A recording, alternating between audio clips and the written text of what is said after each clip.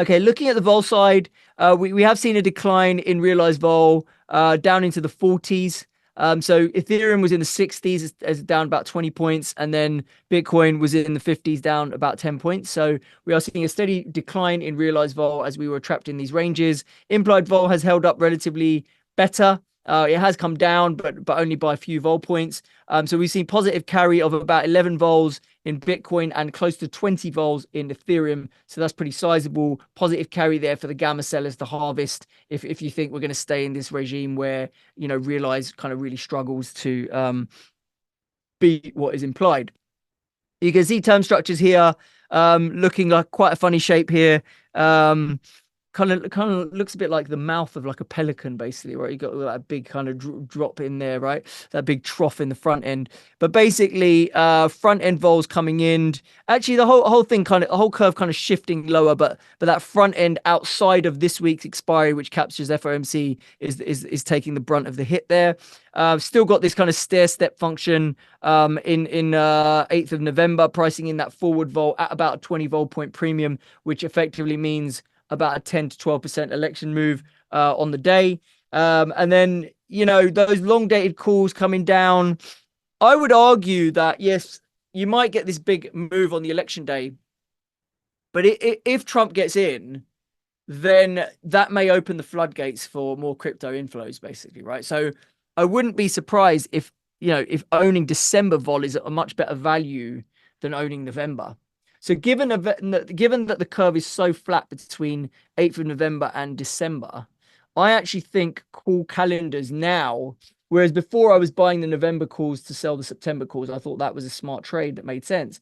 I'm actually now starting to think that selling November calls to fund December calls may be a better trade, because yes, you might get a knee jerk. So if you pick an upside strike like 80K on November, the chances are we're not breaking 80K, even on a 10% rip higher on the day, even if we were to get that.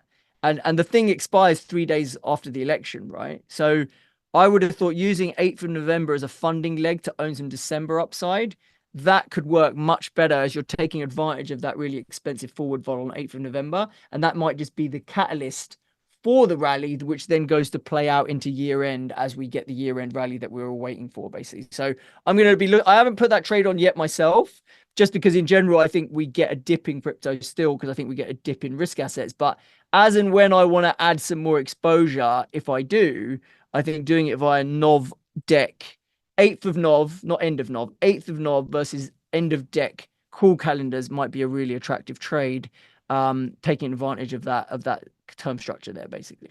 Okay, so those are my thoughts around how the term structure is moving. Here you can see in more detail where the curve's moving to 1.5 to 2 vols in the back on Bitcoin, and front end end of November moving down by 3 vols. You can see here all the skews kind of moving down in terms of like out of calls and towards puts, and then the inflection point here, you can see where it flips from puts into calls is around 8th of November. No surprise. Same story on Ethereum, but Ethereum vols coming in a little bit harder than Bitcoin.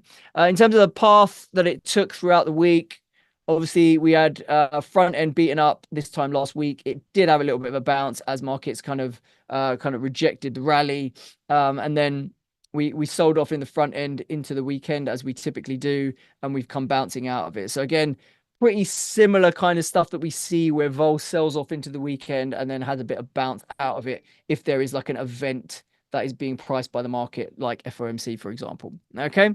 So that's what we see there. Skew ending up pretty close to where it started the week, but we did have a little bit of a dip there where put skew kind of caught a bid both in Ethereum and Bitcoin, as spot was underperforming there, basically. This skew term structure chart kind of shows similar story. Bitcoin maybe steepening a little bit more than where it was last week. What is that telling us? So the term structure of skew remains, the contango remains intact. So that means short-term caution is driven by put buying in the front end, due to this inability of crypto markets to really resume their uptrend and participate in this kind of macro rally that we are seeing. Even though we got a dovish repricing in rates, the call premium is fading. That's this long end kind of coming down as investors are not willing to pay as much premium for upside as there's no momentum in this market, and some of them are throwing in the towel on longer dated calls, maybe with the idea that they're going to rebuy them if the market drops. And then this, this front end put skew converging to around 2 to 4 vols across both assets. And then inflecting into call premium around the election shows us that, the bullishness is still centered around the election being a bullish catalyst. And then that terminal call skew as we go to the further part of the curve kind of settles at around 4 vols across both assets. That's where we are. Okay. What else? Relative value wise, that spread coming down, it reached about 11 vols in October. It's come down to about 9. So we're looking at about a 1 to 2 vol point pullback in relative value vol spread between ETH and Bitcoin. And then where are we? Spot wise, we've broken that 0.04. And it may go as low as 0.03 now on the chart. So I wouldn't get in the way of that spot spread. And then if we look at the front end, the weekly vol spread's at 6. That's because the FOMC is probably going to impact both assets in a similar fashion, but people are willing to pay a bit more for Ethereum vol, looking a bit further out there. And the relative skew term structure, the fact that that blue curve is kind of closer to the 0 line, we're seeing a flattening where people aren't willing to pay up as much for ETH calls as they, so therefore that premium's coming more in line with Bitcoin. And then even the put premium, people aren't willing to pay, more for Ethereum puts than they were for Bitcoin puts. So those, all of it converging. And so we see that blue line getting closer to the 0 line, basically. Okay. Hi, everyone. Thanks for making it to the end of the video. Remember, this is just a little taster of what we do at Options Insight. To get access to all our research, including my in-depth vol market insights, flows and positioning report, and my portfolio trades, and a whole lot more, you can sign up for a free 1-month trial at options-insight.com. I'll see you soon.